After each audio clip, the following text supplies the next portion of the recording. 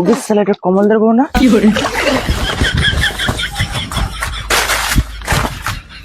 কি হলো ঠাকুরপো?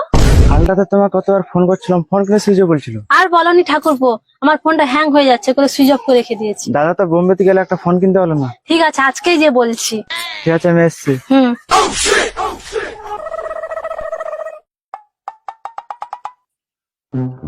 এই শুনছ, টাকা দাও না, একটা মোবাইল কিনবো।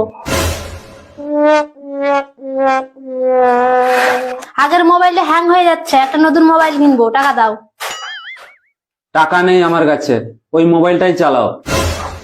কেন টাকা নেই? তুমি তো এইবারে তো 9 মাস ছিলে, এতগুলো টাকা কি করলে? হিসাব দাও আমাকে, হিসাব দাও। হিসাব না দিলে আজ তোমার মুখ ফাটাবো।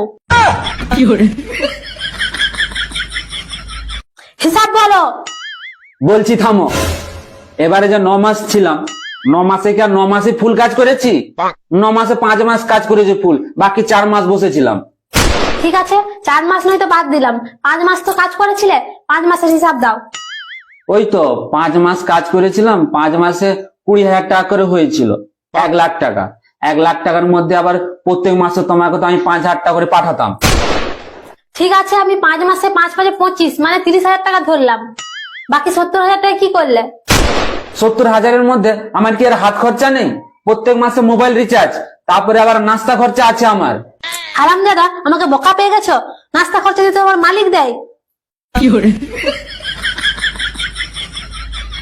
ঠিক আছে, তুমি বাইরে 9 মাস ছিলে, তার জন্য ফোনে রিচার্জ খরচা, হাত খরচা, নাস্তা খরচা 20,000 টাকা বাদ দিয়ে দিলাম, বাকি 50,000 টাকা কোথায় গেল? ওবে, তোমাকে তো মেন খরচাটা বলাই হয়নি, মদ খরচাটা তো ধরবে কে? কি তুমি 50,000 টাকার মদ খেলিয়েছ? না, 50,000 টাকার খাইনি, ওই 35-40,000 টাকার খেয়ে নিয়েছি। তুমি মানুষ না জানোয়ার, এত টাকার মদ খেয়েছ? আজকালের মধ্যে যদি না টাকা পাই, তুমি ওই মুখ দিয়ে মদ ঢুকাও না, তোমার ওই পিছন দিয়ে মদ ঢুকাবো।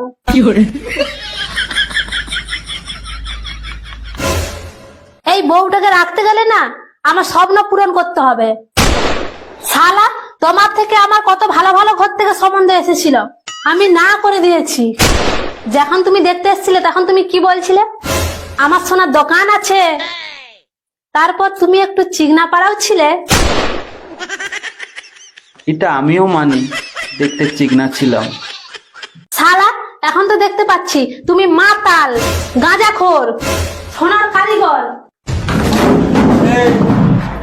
আমাকে গাঁজাখোর বলো, পাড়া মাতাল বলো, চলবে, শুধু কারিগর বলবে না, সিনিয়র কারিগর বলবে। আমাকে বোম্বেতে সবাই সম্মান করে সিনিয়র কারিগর হিসাবে। তোমাকে সম্মান করে সিনিয়র কারিগর ভেবে যে কোনোদিন বইয়ের ফোনে রিচার্জ করে দেয়নি, সে নাকি বোম্বে সিনিয়র কারিগর।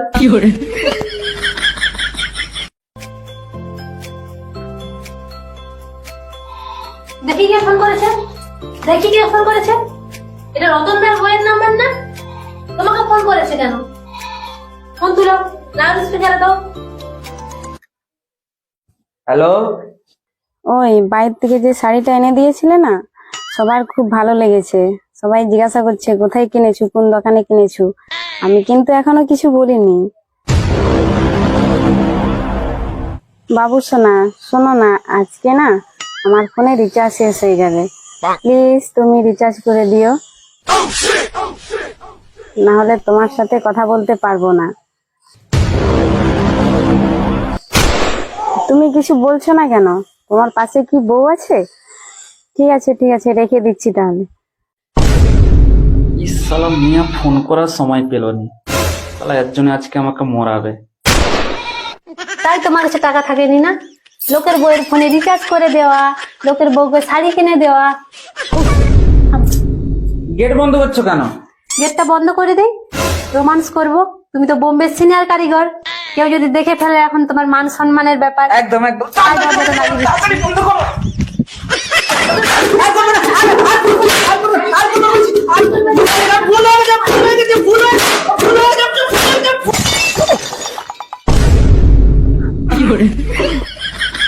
রে কমল, তোকে কেউ যেন ছুড়ে দিল নি?